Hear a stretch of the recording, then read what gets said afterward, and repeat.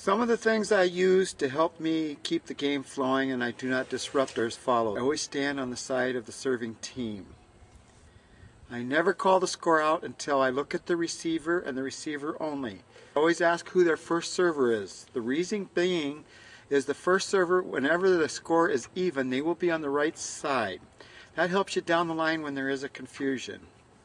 Another little aid is I always put one or two fingers on the board underneath to tell me if it's the first or second server. When a timeout is called, one little trick I use is I make the players put their paddles in the court they are, and the person serving puts the ball under his paddle.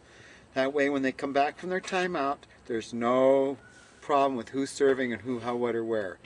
Is if you are in a game to 15 or in the third game of a 3-set final or whatever it is, and you have to rotate courts, what I usually do is I make the players go to the court that they're supposed to do, and then I always just call out the name of the server and the name of the receiver and tell them to rotate and that they are going to be opposite each other on whatever court they're on. Some things you don't want to do is get caught up in watching the ball going back and forth on a rally. Your job is still to maintain the integrity of the non-volley zone. One of the tricks I learned is that the receiving team will be coming to the net, so you tend to watch their feet first, and then the serving team comes up if they work their way forward. Then you have to move your head back and forth on the non-volley zone line.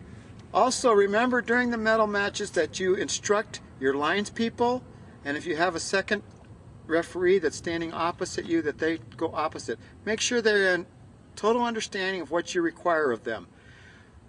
Lines people must make sure that they call the ball out loud and clear so that everybody hears it immediately. Don't wait.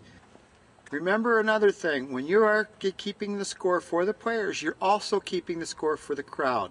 So make sure you give the score loud and distinct so that you can be heard clear around the court. Remember, we have fans in this game also that really need to know what the score is. That's also part of your job.